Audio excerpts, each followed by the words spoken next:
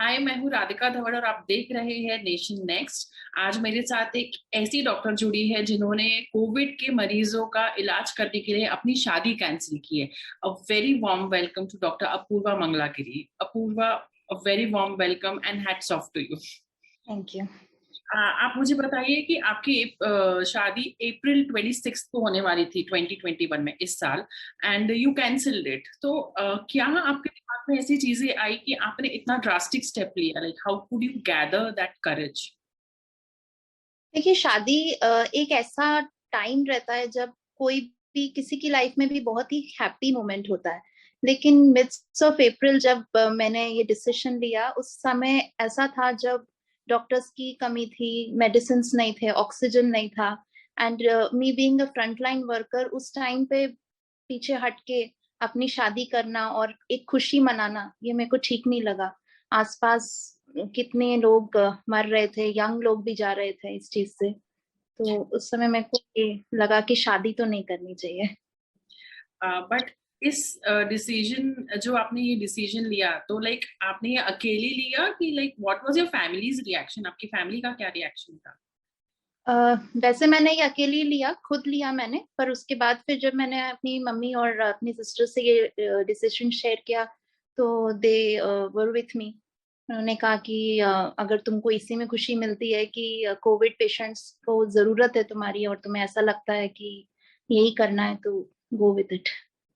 Amazing. Apoorva, आप मुझे बताइए कि हाउ डिड योर फियांसे, मतलब उनकी फैमिली ने कैसा रिएक्ट किया? आई एम श्योर कि थोड़ा तो उनको एक सरप्राइज या सेट हाँ, लगा ही होगा। एक्चुअली इसी वजह से मेरी शादी टूटी है एक्चुअली।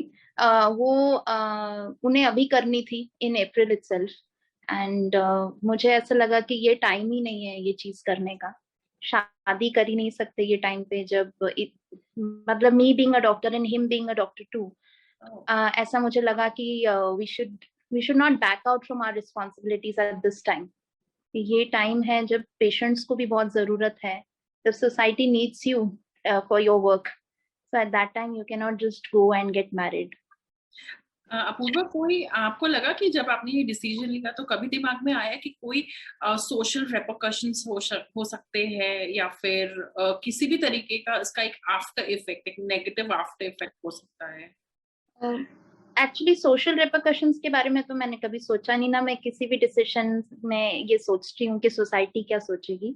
बट जो डिसीजन जब लिया, तब मेरे को कोई प्रॉब्लम नहीं थी। ये डिसीजन थे, I thought that is the best decision ever. बाद में उसके बारे में रिग्रेट होगा कि नहीं, दैट तो वी विल सी। आपके फादर का 2020 में जब फर्स्ट कोविड पीक था, उसमें उनकी अनफॉर्चुनेटली डेथ हो गई।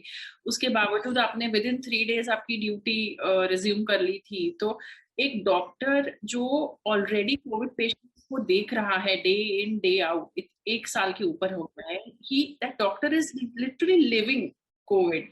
आप अपने फैमिली वालों को भी देखते हैं कोविड से वो परेशान हो रहे हैं। तो मेंटली डॉक्टर्स की क्या कंडीशन हो रही है? You are one of them, so आप बता पाएंगे?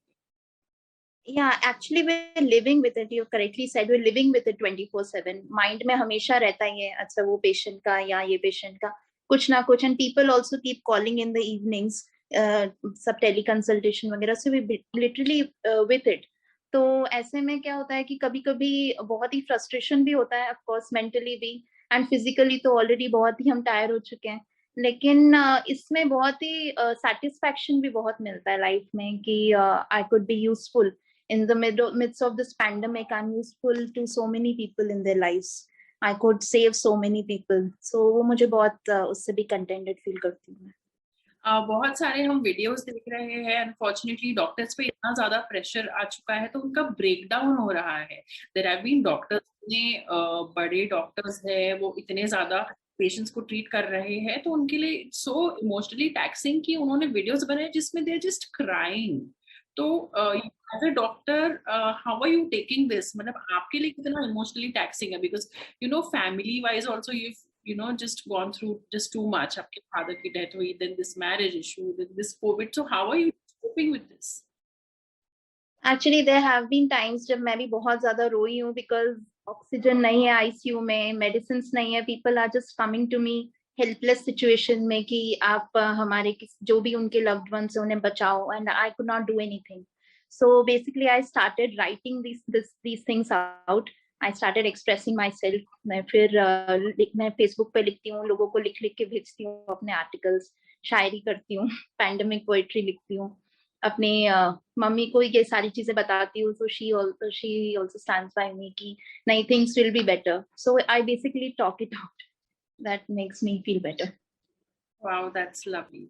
And एक मुझे जानना है कि of course I'm sure कि बीच में इतनी ज़्यादा shortage थी beds की, तो you must be just hounded with so many calls. तो उस वक्त पे अपने near and dear ones को एक डॉक्टर जब help नहीं कर पाता है, वो एक helplessness है.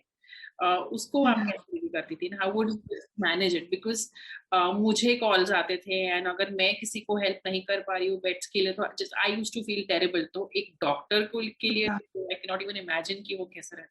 It was very difficult at one point जब नागपुर में बहुत ज्यादा हाई हो गया था. इतने ज्यादा बार मैंने नो ऑन फोन किसी को नहीं बोला आज तक लाइफ में. And this is like the most difficult and most worst thing I've ever faced in my life. क्योंकि मैं अभी I passed out in 2019 and this is the first project I got into was so difficult. And इसमें मुझे इतने सारे phones आते थे तो कुछ टाइम नहीं बोल के फिर जब I could provide it to them, I used to feel happy. Thank you so much, Apurva. And you are an inspiration, not just as a doctor, but also as a great human being. You really inspire every one of us. And thank you so much for just being there, like all the doctors. You have been just doing such a selfless job of saving people's lives at the cost of your own life. That's the oath we have taken. So we have to abide by it. Yeah. Thank you so much for joining. Thank you. Subscribe to Nation Next YouTube channel and press the bell icon to get regular updates from Nation Next. Also like Nation Next Facebook page and follow us on Instagram and Twitter.